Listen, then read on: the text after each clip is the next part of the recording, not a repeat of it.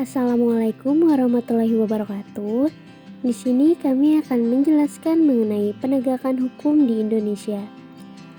Perkenalkan, kami dari kelompok 7 yang beranggotakan Wilala, Muhammad Zain Pratama, Afifah Hayati, Vika Razmi Safarian, dan Rafa Naisa Alifah.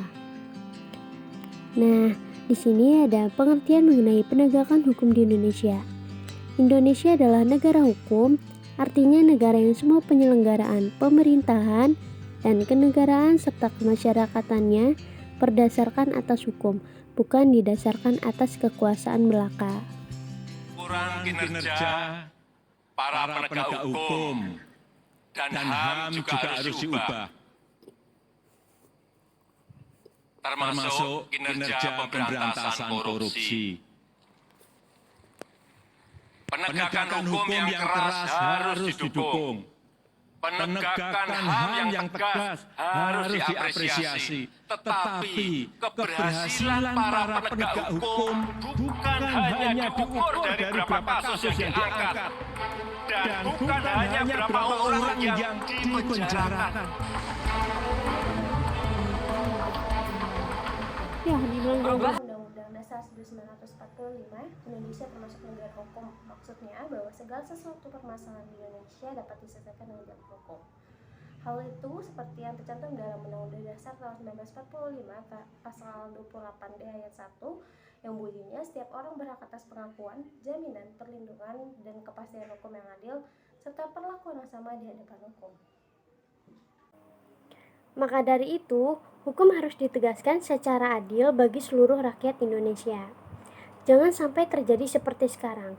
Banyaknya penegakan hukum yang gak adil, masyarakat menjadi tidak percaya dengan hukum dan melakukan main hakim sendiri.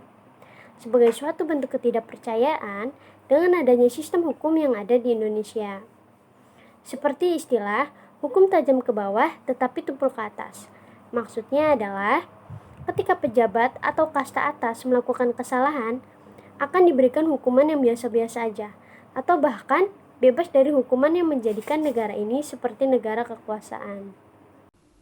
Sedangkan ketika masyarakat kelas bawah yang melakukan kesalahan akan mendapatkan hukuman yang berat, bahkan jika kesalahan mereka hanya masalah yang sepele. Contoh banyaknya kasus seperti itu di Indonesia seperti seorang nenek yang mencuri 3 buah kakao yang nilainya pun tidak lebih dari Rp10.000. Ia dikenakan hukuman penjara selama 1 bulan lamanya.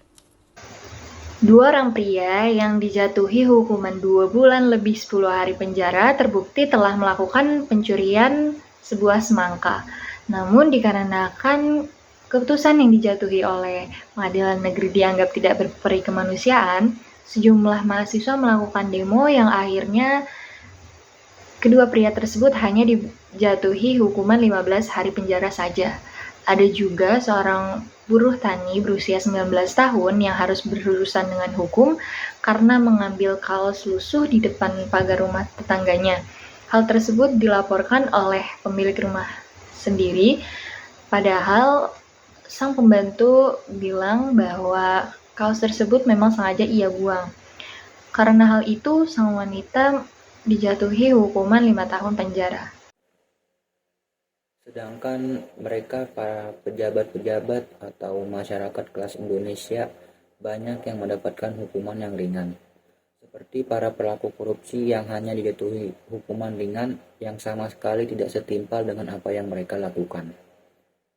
Contohnya adalah vonis terhadap Jenderal Joko Susilo yang menimbulkan kerugian negara sebesar 121 miliar dan proyek sebesar 196,8 miliar yang hanya dijatuhi hukuman 10 tahun penjara saja.